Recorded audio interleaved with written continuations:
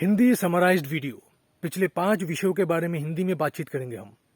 सबसे पहले जिस विषय के बारे में बात करेंगे वो है एक स्वस्थ दूरी से, साक्षी होते हुए, दृष्टा होते हुए, सभी परिवर्तनशीलताओं से परे जाते हुए उनको देखना, उनको जानना, बिना उनकी गुलामी किए हुए।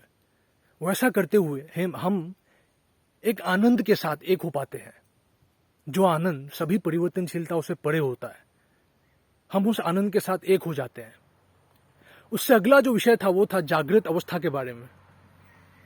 हमने समझने की कोशिश की थी कि किस तरीके से जागृत अवस्था भी एक सपना है।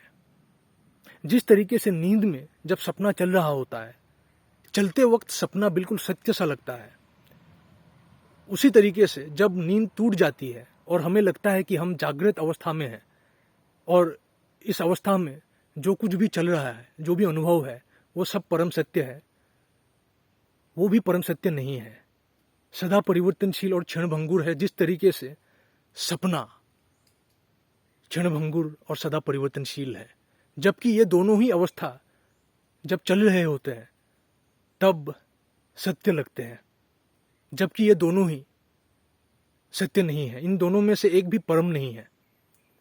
इस तरीके से जब हम समझेंगे तब हम इन परिवर्तनशील अवस्थाओं से परे जाते हुए देख पाएंगे सभी परिवर्तनशील तत्वों को, बिना उनकी गुलामी किए हुए। उससे अगला जो विषय था वो था सजग सहजता या सजग स्वतःस्फूर्तता, यानी कि बाहरी और आंतरिक सभी परिवर्तनशील सीमित तत्वों की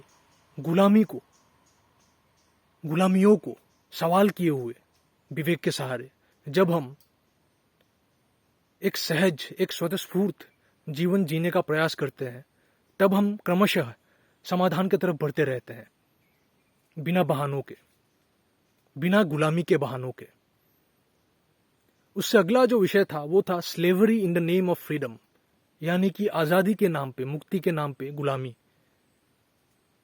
हमें सही साहस के साथ स्वीकारना होगा कि हम कई बार अलग अलग कामनाओं की गुलामी को ही मुक्ति का नाम देते हुए, स्वतंत्रता का नाम देते हुए, बहाने बनाते हुए जीते रहते हैं, और वैसा करते हुए सिर्फ दूसरों को ही नहीं, खुद को भी ठगते रहते हैं।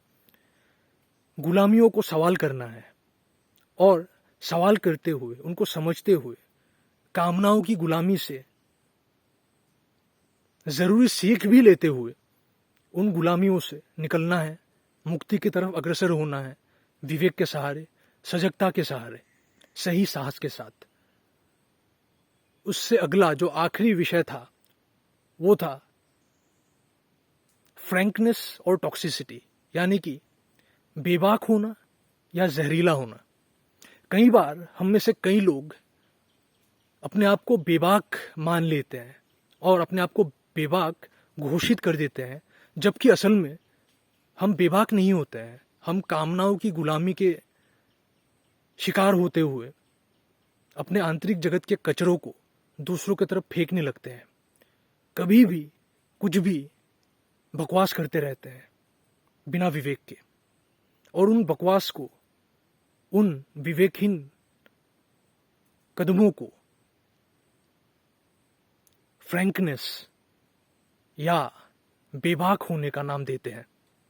वैसा करते हुए भी हम दूसरों के साथ साथ खुद को भी ठगते रहते हैं, गुलाम ही बनते रहते हैं, और गुलामी का असर दूसरों की तरफ भेजते रहते हैं। समझना होगा हमें, समाधान की तरफ बढ़ना होगा हमें होश के साथ, गुलामियों को सवाल करते हुए। यही थे 5 विषय जिनके बारे में आज हमने बात की हिंदी में। मिलते हैं अगली बार।